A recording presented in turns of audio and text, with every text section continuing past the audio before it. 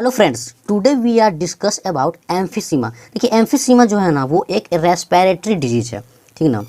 इसमें क्या होता है ना कि लंग्स में जो एल्वियोली होता है, एल्वियोला, उसमें इन्फेक्शन हो जाता है और वो धीरे धीरे इन्फेक्शन होता है। पहले ऊपर ऊपर लोब में होगा, फिर नीचे लोब में होगा, धीरे धीरे फिर सारा लंग्स इफेक्ट हो जाता है। इससे हमारे बॉडी में रेस्पिरेटरी प्रॉब्लम होने लगता है। इसलिए इसका एम्फीसीमा में हम लोग ये भी कह सकते हैं कि emphysema is a respiratory disease. तो आइए देखते हैं कि रेस्पिरेटरी डिजीज है ये, तो इसमें होता क्या है, एम्फीसीमा में आखिर क्या रीजन है इसके। अभी हम लोग देखेंगे, उसका डिफिनेशन देखेंगे, उसके बाद इसके टाइप्स देखेंगे, कितने टाइप्स के एम्फीसीमा होते हैं। उसके बाद हम काउजेस देखेंगे, उसके बाद रिस्क फैक्टर देखेंगे, उसके बाद साइन और सिम्टम देखेंगे कि इस कंडीशन में हमारे बॉडी में क्या क्या परिवर्तन होते हैं, क्या साइन और सिम्टम देखने को मिलता है। और इसमें हम लोग डायग्नोस्टिक टेस्ट देखेंगे, उसके बाद इसका मैनेजमेंट और ट्रीटमेंट देखेंगे, और फिर लास्ट ऑफ ऑल जो हमारा बचता है वो हमारा नर्सिंग मैनेजमेंट देखेंगे।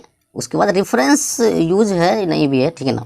तो हम लोग चलिए स्टार्ट करते हैं एम्फीसीमा। जी हाँ बिल्कुल, डिफिनेशन फर्स्ट ऑफ ऑल देख लेते हैं हम लोग। देखिए सीधा सा मैं थोड़ा सा आपको ऊपर से मैं बता देता हूँ कि देखिए ये आप जो पिक्चर देख रहे हैं इसमें आपको दिख रहा होगा कि एक हेल्दी लंग्स है और एक इफेक्टिव लंग्स है, ठीक है ना। तो इसमें हम लोग फर्स्ट ऑफ ऑल क्या देखते हैं, देखिए it is defined as damage of the wall blood vessels of alveoli and permanent enlargement of alveoli. देखिए इसमें क्या होता है ना कि एल्वियोली जो है वो धीरे धीरे इफेक्ट होते चला जाता है। यहाँ देखिए साफ लिखा हुआ है कि ब्लड वेसल्स के जो वाल होते हैं, जो दीवार होते हैं, एल्वियोली के जो ब्लड वेसल्स के वाल होते हैं वो डैमेज हो जाते हैं, परमानेंटली इनलार्जमेंट हो जाते हैं। देखिए किसी भी चीज़ में इन्फेक्शन होता है ना तो वो बढ़ना स्टार्ट होता है, वो फूलना स्टार्ट होता है, वो स्वेलिंग स्टार्ट होता है, वो ढेर सारी उसमें मतलब अननॉर्मेलिटीज़ दिखाई देने लगता है ना। तो इसका ये डिफिनेशन हो गया। एक और डिफिनेशन हम लोग देख लेते हैं कि emphysema is a type of chronic obstruction pulmonary disease, COPD. देखिए सीओपीडी भी एक डिजीज है जो है रेस्पिरेटरी से ही रिलेटेड होता है। तो in this condition the air sacs in the lungs become damaged and stressed.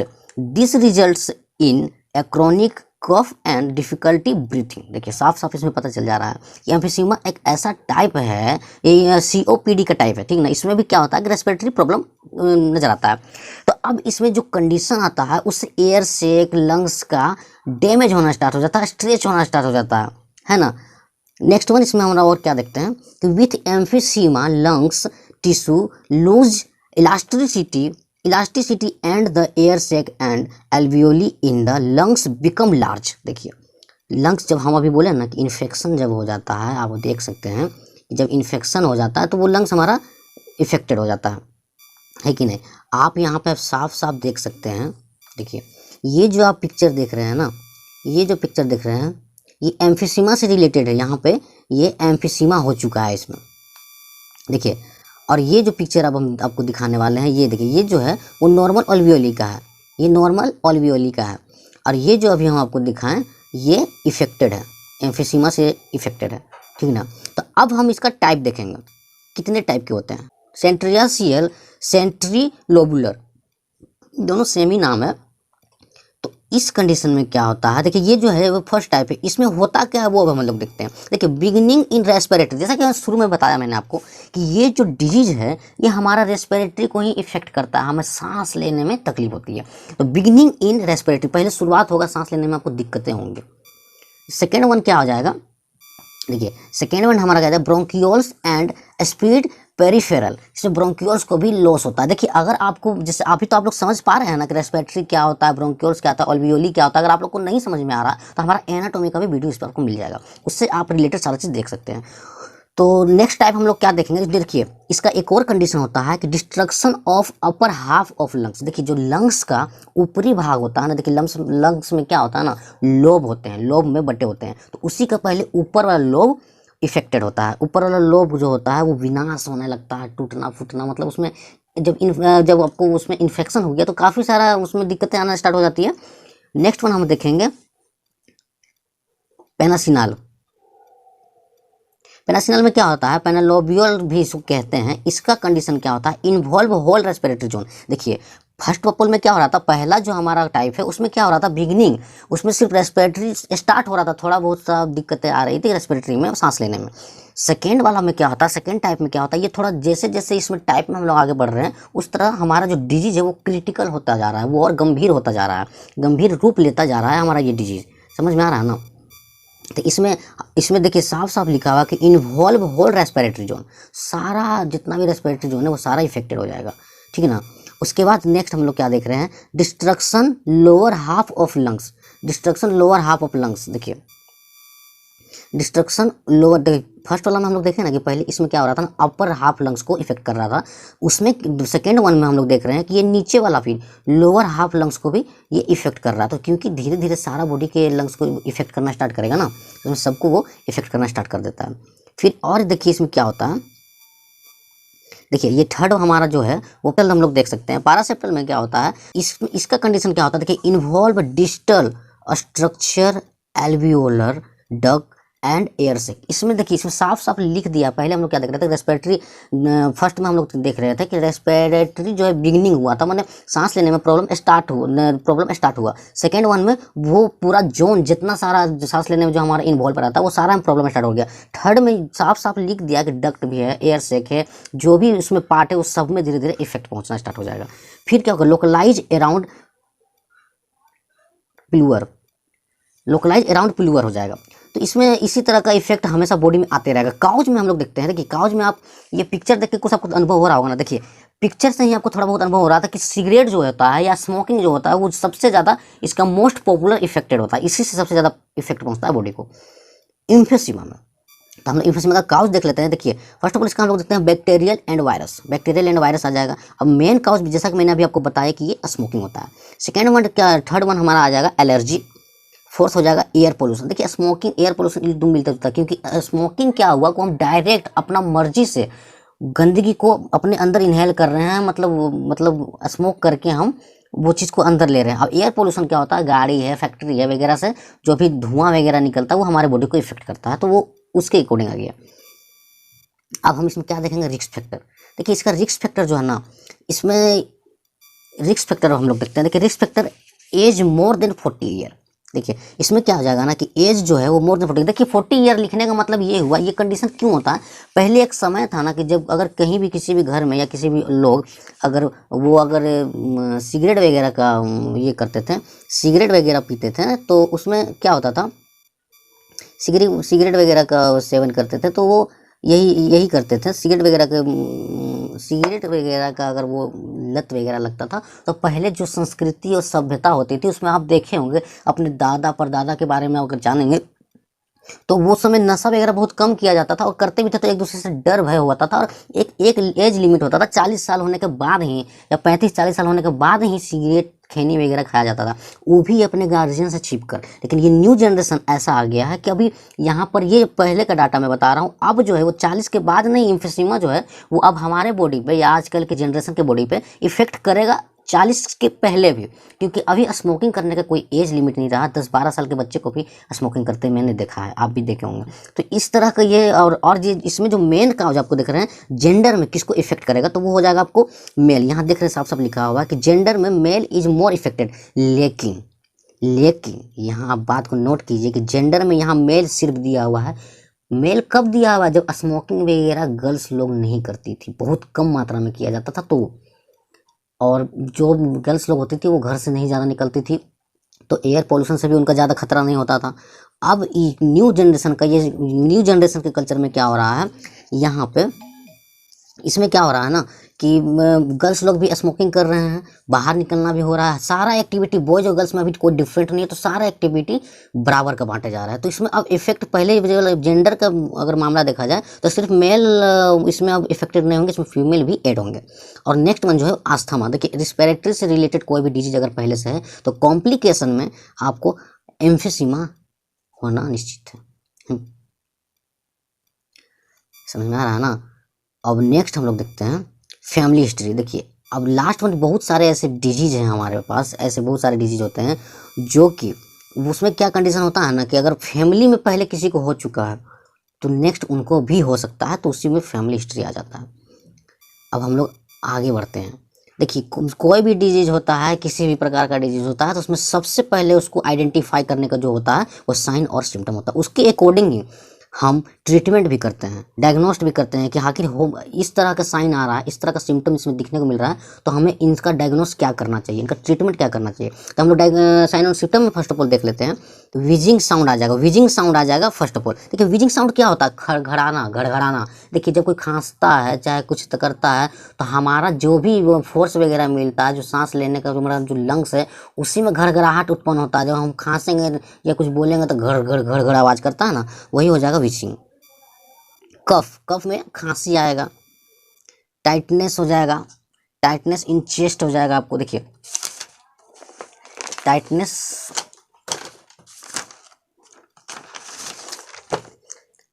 Third one हमारा क्या है, टाइटनेस इन चेस्ट। देखिए इसमें क्या होता है, छाती में जकड़न सा महसूस होगा। देखिए जब छाती में प्रॉब्लम हो रहा है, हमारा जो लंग्स है वो छाती के अंदर है ना, तो जब लंग्स में प्रॉब्लम होगा तो हमें लगेगा ना कि हमारे छाती में दर्द हो रहा है, हमारे छाती में जकड़न टाइप का महसूस होगा, क्योंकि अंदर कफ जमा हुआ, घरघराहट हो रहा है, खांसी आ रहा है बार बार। तो इस तरह से टाइटनेस इन चेस्ट भी होगा। डिस्पेनिया, देखिए डिस्पेनिया में आप लोग जानते हैं कि श्वसन कष्ट। देखिए जब सांस लेने में कष्ट होगा ना, ठीक से सांस नहीं ले पाइएगा, तो डिस्पेनिया होना नॉर्मल है। उसके बाद हमारा आ जाएगा वेट लॉस। देखिए जब बॉडी हमारा कंट्रोल में नहीं रह रहा है और रेस्पिरेटरी हमारा कंटिन्यूस ठीक से नहीं हो पा रहा है, बॉडी के सारे ऑर्गन को हमें ऑक्सीजन की ज़रूरत होती है, और जब हमें रेस्पिरेटरी प्रॉब्लम ही हो गया तो सारे बॉडी के ऑर्गन को एक एक पार्ट के पास, एक एक टिश्यू के पास क्या ऑक्सीजन पहुंचेगा? नहीं पहुंचेगा। जब ऑक्सीजन नहीं पहुंचेगा तो हमारा बॉडी इफेक्ट पड़ेगा ना, तो वेट लॉस होगा ना। उसके बाद चेस्ट पेन आएगा, छाती में दर्द होगा। उसके बाद क्या होगा, साइनोसिस। देखिए जैसा कि आप लोग जानते हैं कि जब किसी का बॉडी ब्लूइश हो जाता है, उसका कलर बॉडी में ब्लूइश, देखिए डेथ बॉडी जो होता है ना, वो काफ़ी देर होने के बाद उसका कलर ब्लूइश हो जाता है। क्यों? क्योंकि उसके बॉडी में ब्लड रहता है मगर ऑक्सीजन की कमी हो जाती है। ब्लड रहने से नहीं होगा, उसमें ऑक्सीजन का लेवल नहीं रहता है, तो बॉडी का कलर चेंज होने लगता है। तो साइनोसिस में क्या होगा, उसका बॉडी का कलर धीरे धीरे चेंज हो जाएगा, क्योंकि उसमें ऑक्सीजन का लेवल डाउन होते जाता है। नेक्स्ट वन एनोरेजिया, एनोरेजिया भी होगा। उसके बाद फिर वीकनेस होगा, उसके बाद हेडेक होगा। ये सारे साइन और सिम्टम जो है ये आपको हिम्फीसीमा में देखने को मिलेगा। नेक्स्ट वन हम लोग डायग्नोसिस देख लेते हैं। देखिए डायग्नोसिस में हम लोग जांच करते हैं, पड़ताल करते हैं कि आखिर ये डिजीज हुआ कैसे है, किस कारण से हुआ था, कैसे हुआ था। तो साइन और सिम्टम देखने के बाद अब हम लोग डायग्नोसिस में हिस्ट्री कलेक्शन लेंगे। देखिए फर्स्ट पहले देखेंगे फिजिकल एग्जामिनेशन। फिजिकल एग्जामिनेशन देखेंगे हेड टू टॉय, फिर चेस्ट एक्सरे लेंगे, फिर ब्लड टेस्ट करेंगे, हम लोग। उसके बाद ब्रोंकोस्कोपी करेंगे, सीटी स्कैन करेंगे। देखिए ब्रोंकोस्कोपी क्या होता है, देखिए ब्रोंकोस्कोपी जो होता है वो चेकअप ऑफ लेयरिंग, जो हमारा ब्रोंक्यूल होता है, ब्रोंकस होता है, उसमें जब हम चेकअप करते हैं, लैरिंग्स का चेकअप होता है, तो उसे ब्रोंकोस्कोपी कहते हैं। सीटी स्कैन, चलिए सीटी स्कैन का आप लोग कमेंट करके बताइए सीटी स्कैन का फुल फॉर्म क्या होता है, उसके बाद हम बताएंगे आप लोग को। नेक्स्ट वन हम लोग देखते हैं एबीजी एनालिसिस करते हैं, और इसके साथ सीबीसी टेस्ट होता है। देखिए सीबीसी क्या होता है, कंप्लीट ब्लड काउंट होता है, और एबीजी का मतलब होता है आर्टेरियल ब्लड गैस, इसका चेकअप होता है। फिर पल्स ऑक्सीमीटर होता है, फिर स्पुटम टेस्ट होता है, स्पुटम मतलब होता है थूक खखार वगैरह। उसके बाद AAT level test. AAT level test क्या होता है, देखिए एएटी लेवल टेस्ट क्या होता है, इसमें एएटी लेवल टेस्ट जो होता है वो अल्फा 1 एंटीटेरेप्सिन इन द ब्लड, ये जो होता है एंटीटेरेप्सिन इन द ब्लड, इस तक की जांच होता है। उसके बाद पल्मोनरी फंक्शन टेस्ट पीएफटी भी जांच किया जाता है। उसके बाद हमारा नेक्स्ट वन है मैनेजमेंट एंड ट्रीटमेंट। देखिए मैनेजमेंट और ट्रीटमेंट हम लोग किसका कर रहे हैं, लंग्स का, जो हमारा बॉडी का पार्ट है उसमें इफेक्ट हो रहा है हिम्फीसीमा के अकॉर्डिंग। तो अब हमारा जो पहला होगा मैनेजमेंट, देखिए ऑक्सीजन थेरेपी। जैसा कि आप लोग जान रहे हैं कि उसमें रेस्पिरेटरी प्रॉब्लम है, रेस्पिरेटरी डिजीज है, तो उसको ऑक्सीजन ही तो देंगे, ऑक्सीजन थेरेपी। उसके बाद ब्रोंकी डायलेटर। ब्रोंकी डायलेटर क्या होता है, देखिए ब्रोंकी डायलेटर करेंगे, उसके बाद हम स्टेरॉइड देंगे, उसके बाद हम एंटीबायोटिक देंगे। जैसे डिजीज और साइन और सिम्टम के अकॉर्डिंग हमें ट्रीटमेंट करना है। उसके बाद हम क्या करेंगे, पोस्चुरल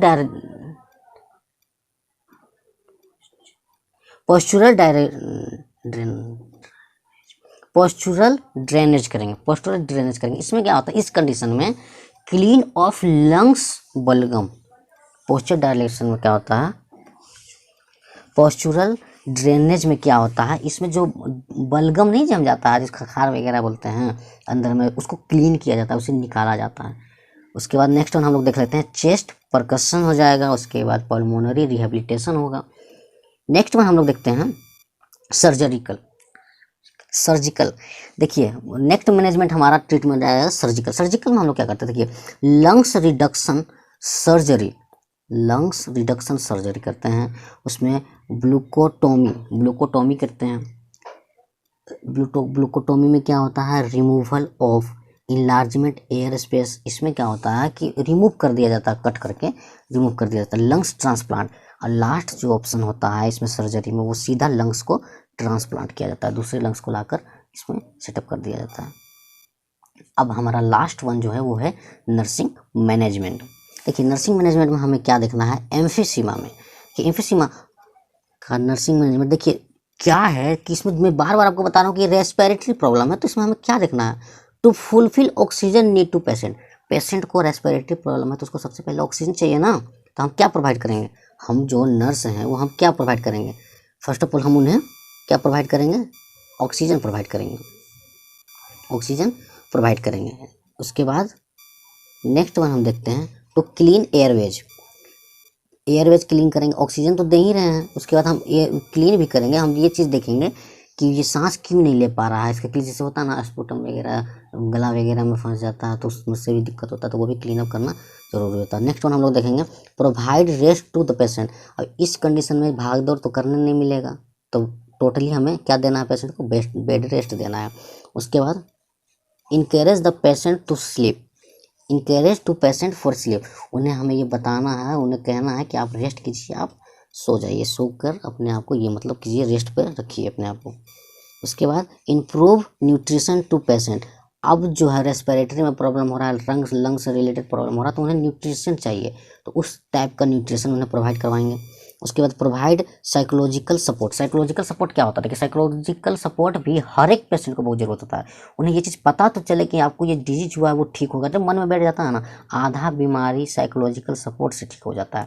पेशेंट को क्या लगता है कि अब हम नहीं बचेंगे, कैंसर के पेशेंट होते हैं, उन्हें बता दिया जाता है कोई कैंसर है, तो आधा जैसे 15 दिन जीना है तो वो सीधा घट कर 5 दिन 10 दिन में आ जाते हैं, वो मन अपने अंदर से हिम्मत हार जाता है। तो साइकोलॉजिकल सपोर्ट में ये कहना, अरे आपको कुछ नहीं हुआ, बिंदास रहिए, कुछ नहीं हुआ आपको, 2 दिन की ट्रीटमेंट चलेगा, उसके बाद आप बिंदास होकर वापस घूमने लगिएगा। इस तरह का साइकोलॉजिकल सपोर्ट देना पड़ता है ताकि पेशेंट को पॉजिटिविटी बढ़े, क्योंकि आपकी कोई भी डिजीज होता है उसे ठीक करने में जो सबसे बड़ा कारगर होता है वो उसकी खुद के बॉडी को पॉजिटिव थिंकिंग होता है।